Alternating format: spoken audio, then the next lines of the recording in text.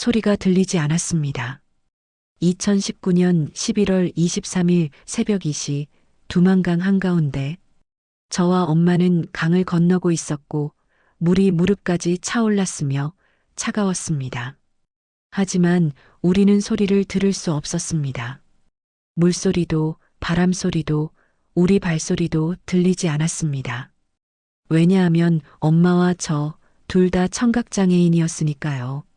갑자기 엄마가 제 팔을 꽉 잡았습니다. 돌아보니 엄마가 수화를 하고 있었습니다. 불빛, 저기, 손으로 가리켰습니다. 멀리 불빛이 움직이고 있었고 경비병이었으며 우리를 찾고 있었습니다. 하지만 우리는 그들의 고함 소리를 들을 수 없었습니다. 거기 누구냐? 소리쳐도 외쳐도 들리지 않았습니다.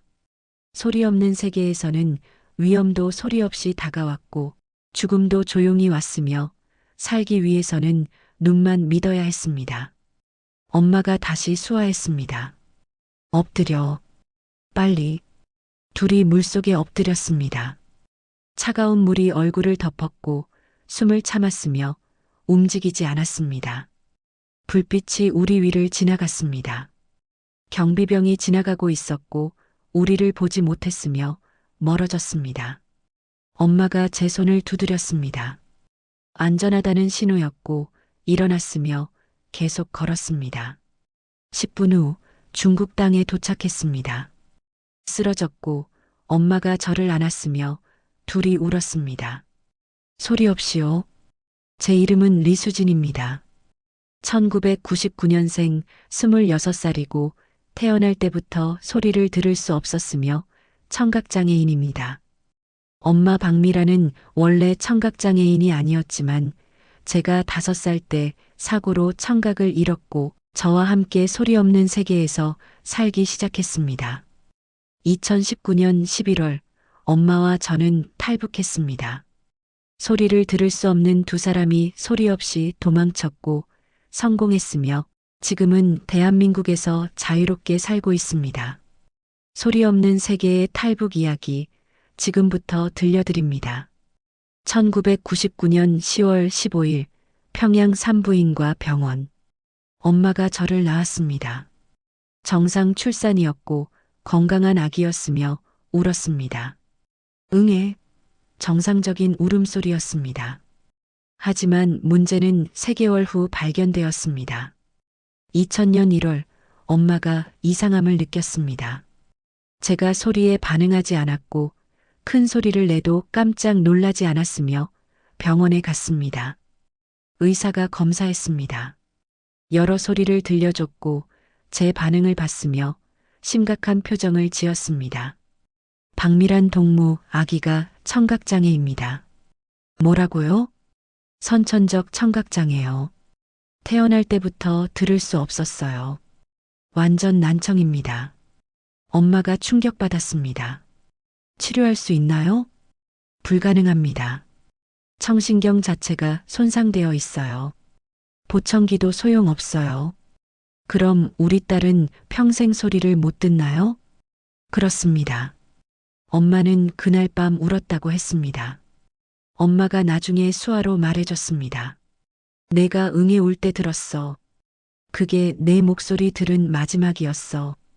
그 후로는 내 웃음소리도 내 울음소리도 못 들었어. 엄마가 너무 미안해.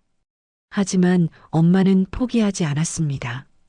2000년부터 수화를 배우기 시작했습니다. 평양에 농아인 학교가 있었고 거기서 수화 교육을 받았으며 1년을 배웠습니다. 그리고 저에게 수화를 가르치기 시작했습니다. 제가 2살 때부터였고 손으로 말하는 법을 배웠으며 천천히 세상과 소통하기 시작했습니다. 엄마, 제 첫 수화였습니다. 손으로 미음을 만들고 입 앞에서 움직였으며 엄마가 울면서 안아줬습니다. 우리 딸 잘했어. 하지만 북한에서 청각장애인으로 산다는 것은 지옥이었습니다. 2004년 9월 제가 5살이 되던 해 엄마는 공장에서 일했습니다. 평양 방직 공장이었고 기계를 다뤘으며 열심히 일했습니다. 그날도 평범한 날이었습니다. 엄마가 기계 옆에서 일하고 있었고 갑자기 기계가 고장났으며 큰 폭발음과 함께 철판이 떨어졌습니다. 엄마 머리를 직격했습니다. 병원으로 실려갔고 수술받았으며 살았습니다. 하지만 청신경이 손상되었고 회복 불가능했으며 청각을 완전히 잃었습니다. 엄마가 깨어났을 때 처음 한 말은 이것이었습니다. 소리가 안 들려. 의사가 대답했습니다. 영구적 청각 손실입니다. 이제 소리를 들을 수 없어요. 엄마는 울지 않았습니다. 대신 웃었습니다. 왜 웃었을까요? 나중에 엄마가 수아로 말해줬습니다. 너와 같은 세계에 들어온 것 같아서 다행이라고 생각했어. 이제 엄마도 너처럼 수아하고 너처럼 살면 돼. 함께 있으니까 외롭지 않아. 그날부터 엄마와 저는 완전히 같은 세계에 살았습니다. 둘 다 소리를 들을 수 없었고 수아로만 소통했으며 소리 없는 세계의 주민이 되었습니다. 하지만 북한 사회는 우리를 받아들이지 않았습니다. 2005년 제가 6살이 되어 학교에 갈 나이가 되었을 때 문제가 생겼습니다. 일반 초등학교에서 입학을 거부했습니다. 청각장애 아동은 농아인 학교로 가세요. 농아인 학교는 평양에 하나밖에 없었고 집에서 멀었으며 시설도 열악했습니다. 엄마가 항의했습니다. 수아로요. 하지만 학교 교장은 수아를 몰랐고 통역이 필요했으며 결국 거부당했습니다. 규정입니다. 일반 학교는 안 됩니다. 저는 농아인 학교에 다니기 시작했습니다. 멀었지만 다닐 수밖에 없었고 매일 버스로 1시간을 가야 했으며 힘들었습니다. 학교에서는 수아를 배웠습니다. 읽기, 쓰기, 수학도 배웠지만 일반 학교보다 수준이 낮았고 교사도 부족했으며 열악했습니다. 하지만 친구들이 있었습니다. 모두 청각장애인이었고 수아로 소통했으며 외롭지 않았습니다. 제일 친한 친구는 김영미였습니다. 저와 같은 나이였고 밝았으며 꿈이 많았습니다. 수진아, 나 커서 무용수 될 거야. 무용수? 소리 못 들으면서? 응, 리듬 대신 진동 느낄 수 있어. 할 수 있을 것 같아. 영미는 정말 춤을 잘 췄습니다. 소리를 들을 수 없었지만 바닥의 진동을 느꼈고 몸으로 표현했으며 아름다웠습니다. 하지만 2010년 영미가 학교를 그만뒀습니다. 왜? 부모님이 더 이상 학교 보낼 돈이 없대. 나 이제 공장 가야 해. 14살이었습니다. 학교도 제대로 못 마치고 공장으로 갔고 꿈을 포기했으며 저는 울었습니다. 2014년 제가 15살이 되었을 때 중학교 3학년이었고 졸업을 앞두고 있었으며 진로를 정해야 했습니다. 담임 선생님이 불렀습니다. 리수진, 넌 졸업 후 어떻게 할 거냐? 수아로 대답했습니다. 통역 선생님이 옆에 있었고 말로 전달해 줬습니다. 공부 더 하고 싶어요. 청각장애인이 공부를 더 해서 뭐 하냐? 일자리도 없는데. 그래도 배우고 싶어요. 선생님이 고개를 저었습니다. 넌 공장 배치될 거다. 그게 현실이야. 2014년 졸업 후 저는 평양 의류공장에 배치되었습니다. 단순 작업이었습니다. 천 자르고 단추 달고 반복 작업이었으며 하루 10시간씩 일했습니다. 월급은 한 달에 2,000원이었습니다. 일반 노동자의 절반이었고 청각장애인이니까라는 이유였으며 부당했습니다. 공장 동료들은 저를 피했습니다. 수아를 모르니 소통이 안 됐고 이상하게 쳐다봤으며 벙어리라고 불렀습니다. 어느 날 한 여자 동료가 제 뒤에서 손가락질하며 뭔가 말했습니다. 다른 동료들이 웃었고 저를 쳐다봤으며 비웃는 것 같았습니다. 소리를 들을 수 없으니 뭐라고 하는지 몰랐습니다. 하지만 표정으로 알 수 있었고 무시당하고 있었으며 울고 싶었습니다. 집에 와서 엄마에게 수화로 말했습니다. 엄마, 힘들어. 뭐가? 사람들이 나를 이상하게 봐. 벙어리라고 불러. 엄마가 저를 안았습니다. 수진아, 너는 이상한 게 아니야. 단지 소리를 못 들을 뿐이야. 그게 너의 전부가 아니야. 하지만 사람들은 그렇게 안 봐. 여기 사람들은 몰라. 하지만 너는 알아야 해. 내가 소중하다는 것을. 엄마도 차별받았습니다. 공장에서 해고되었고 일자리를 구할 수 없었으며 장마당에서 장사했습니다. 힘들었지만 어쩔 수 없었고 우리는 버텼습니다. 2018년 제가 19살이 되었을 때 더 큰 문제가 생겼습니다. 2018년 7월 공장 지배인이 저를 불렀습니다. 사무실로 들어갔고 지배인과 한 남자가 앉아 있었으며 남자는 50대로 보였습니다. 지배인이 종이에 썼습니다. 수아를 몰랐으니까요. 이분이 너와 결혼하고 싶다고 하신다. 충격이었습니다. 종이에 썼습니다. 저는 19살인데요. 나이는 문제없다. 이분은 당 간부고 괜찮은 분이다. 남자가 저를 쳐다봤습니다. 웃고 있었지만 기분 나빴고 불편했으며 무서웠습니다. 거절하고 싶어요. 지배인 얼굴이 굳었습니다. 거절? 청각장애인이 결혼 제의를 거절해? 이런 기회 또 없을 거다. 남자가 종이에 썼습니다. 나는 내가 말 못하는 여자라서 좋다. 조용하고 결혼하면 잘 살게 해주겠다. 역겨웠습니다.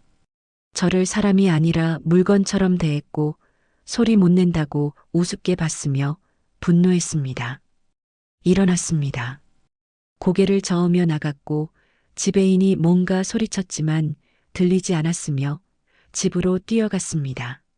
집에 와서 엄마에게 수화로 모든 것을 말했습니다. 엄마가 분노했습니다. 안 돼. 절대 안 돼. 하지만 거절하면 어떻게 해? 나도 몰라. 하지만 너를 그런 사람한테 줄 수 없어. 다음 날 지배인이 집으로 왔습니다. 문을 두드렸고 엄마가 열었으며 지배인이 종이를 내밀었습니다.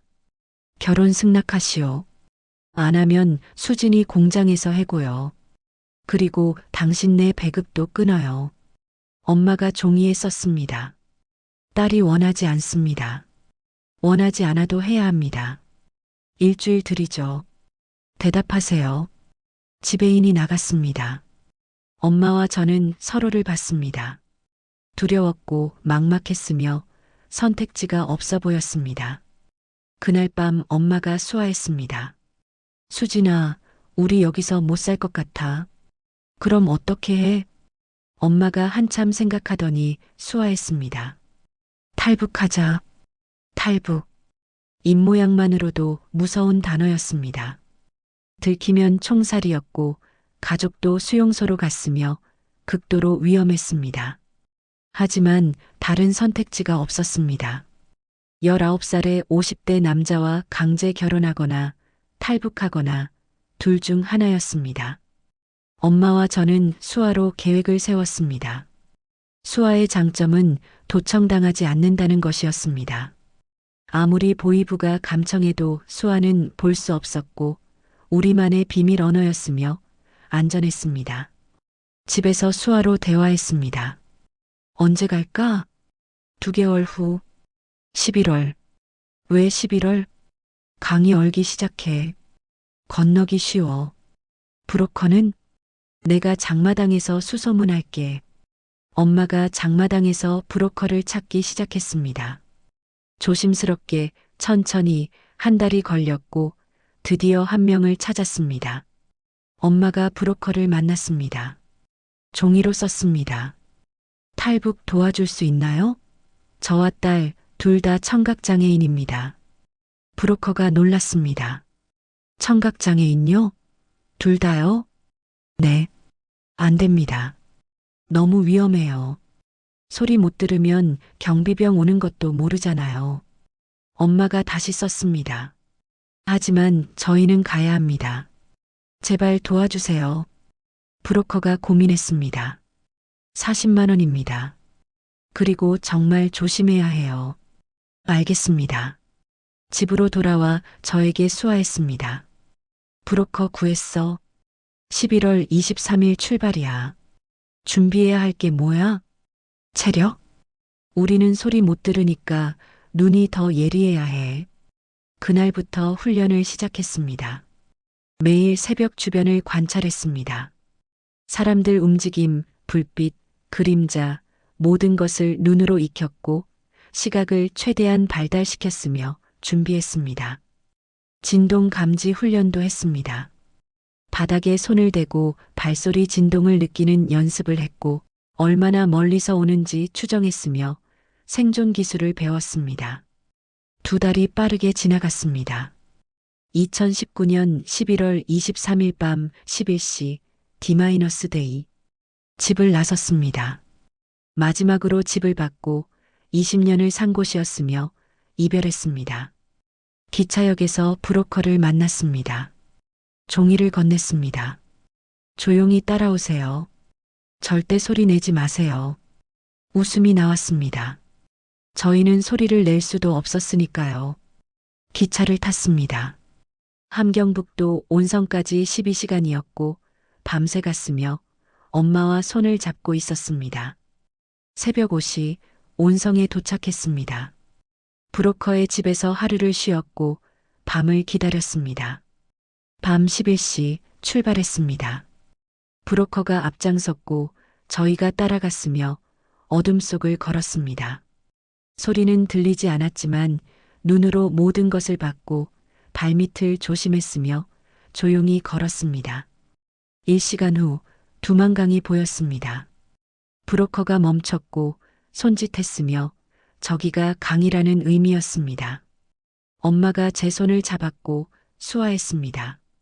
무섭니까? 응. 엄마도 무서워. 하지만 함께니까 괜찮아.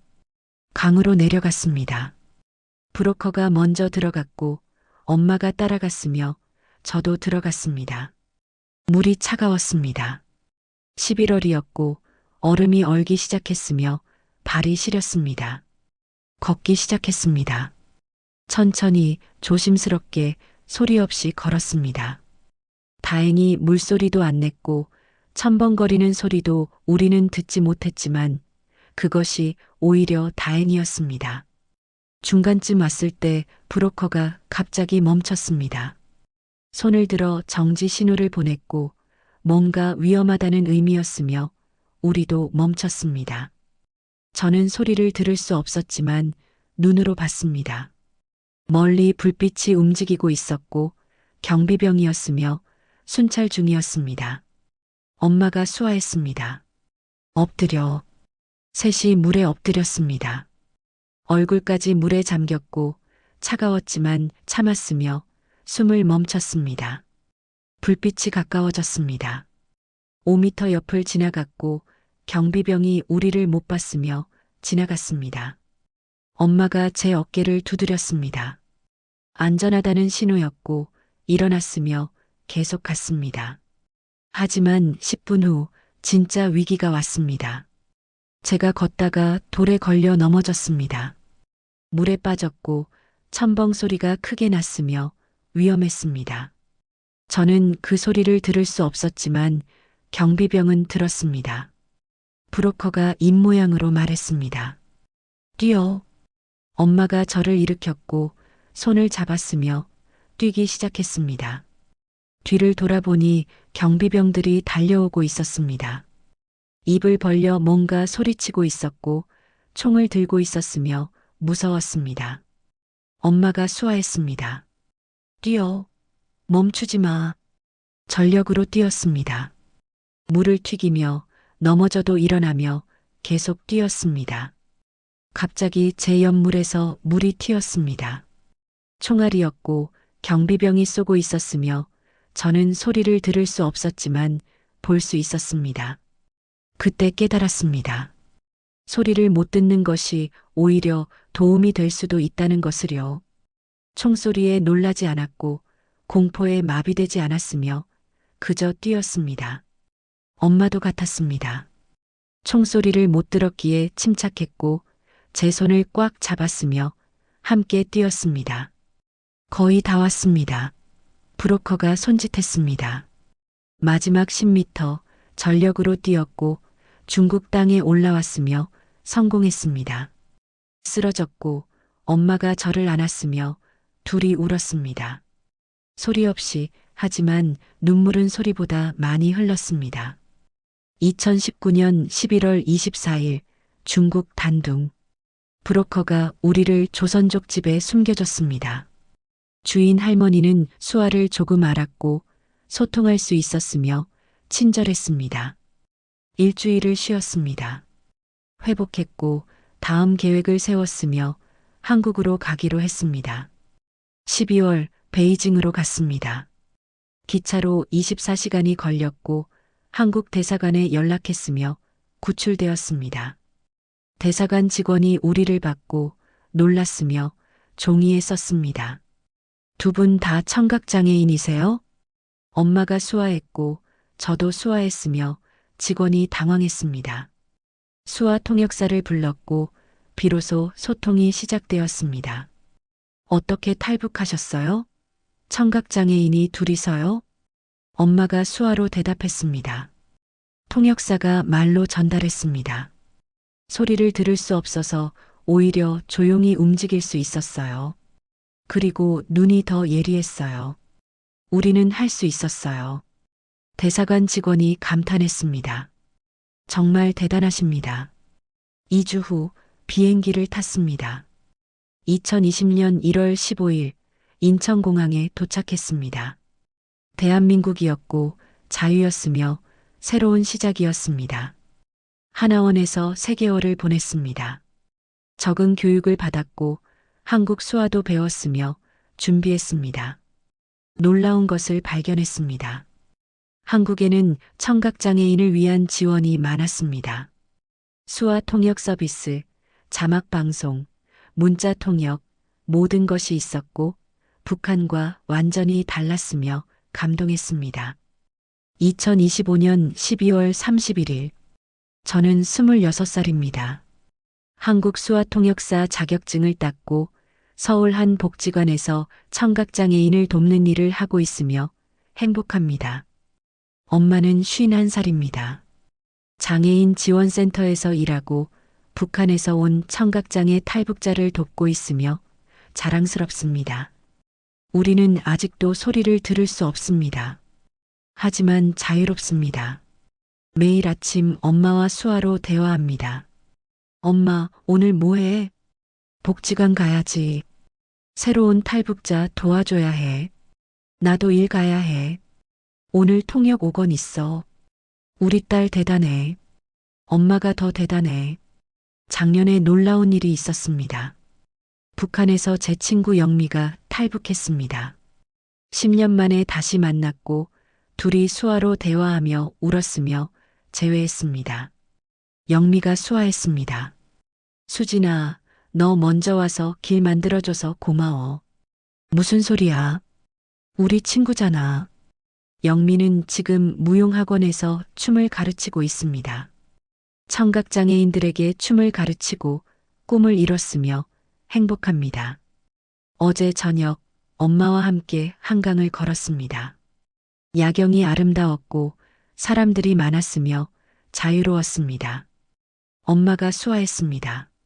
수진아, 우리 여기까지 잘 왔지? 응, 엄마. 2019년 그날 밤 기억나? 당연히 기억하지. 평생 못 잊어. 무서웠지? 엄마랑 함께라서 괜찮았어. 엄마가 저를 안았습니다. 소리 없이 하지만 따뜻하게요. 그리고 수화했습니다. 사랑해, 수진아. 나도 사랑해, 엄마. 2019년 11월 23일 밤 2명의 청각장애인이 탈북했습니다. 소리를 들을 수 없었지만 용기는 있었고 약했지만 함께였으며 성공했습니다.